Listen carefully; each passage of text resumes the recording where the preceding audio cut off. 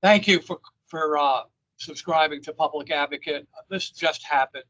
A Montana Child Protection Services, Montana, kidnapped a 14-year-old child in Montana, took her to Wyoming, and this is happening now.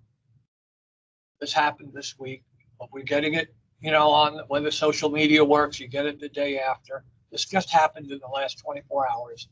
Montana child kidnapped by Montana Child Protection Services, CPS, took the child to Wyoming to perform sex change operation. This is exactly what we fought in Maine earlier last week, and that Maine rejected. They rejected kidnapping children from one state, taking it to another state. Montana has prohibited surgery on children for sex change purposes. They prohibit it. The governor of Montana, Greg Gianforte, signed it into law in April of last year. So it's law.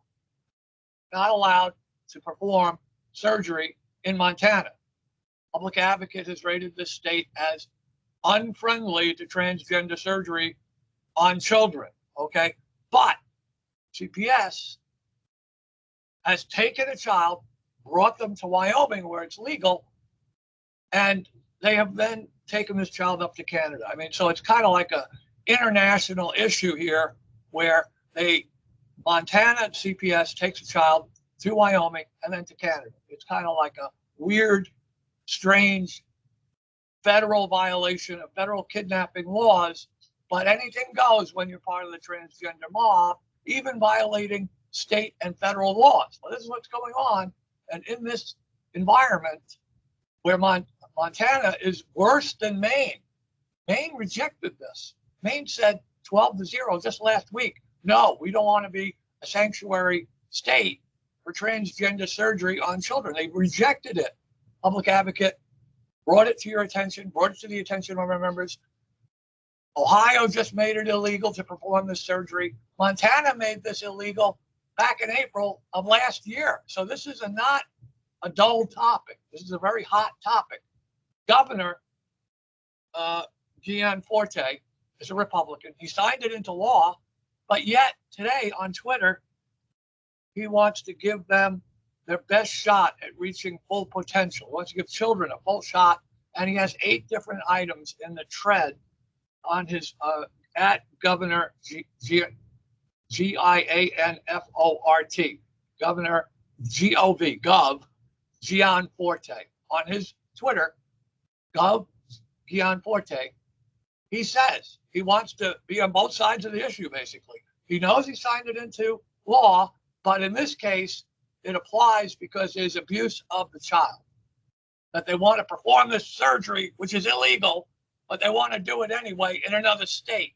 And he says it's okay in this circumstance. Well, you can't have it both ways. You make it illegal, you sign it into law, but he's on Twitter today claiming not in this case. Well, you can't have it both ways. You can't have it illegal to perform the surgery on children. Both houses, yourself, the governor signing it into law, and then today claiming it doesn't apply to this case. Now, I don't say the job is easy.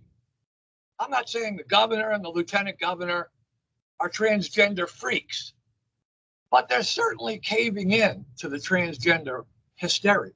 They certainly are. And they changed their mind from signing the legislation in April of last year to today, which has the entire country in an uproar. Rightfully so. You can't, it's illegal. What part of illegal do you not get? We started down this path with Maine and Ohio. Ohio passed it. We started with Governor Abbott 3 years ago. I mean, 24 states have made it illegal, including Montana. But yet, this governor, not in this case.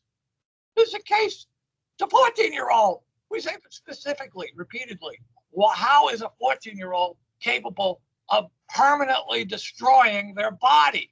How's that possible? And 24 states agree, including Montana. So I say to you, please give the governor his due respect. He's a reasonable man, and he changed his mind today. Well, tomorrow, let's get him to change his mind again. Could we, please, get him to change his mind again? You know, reason with him in a nice way.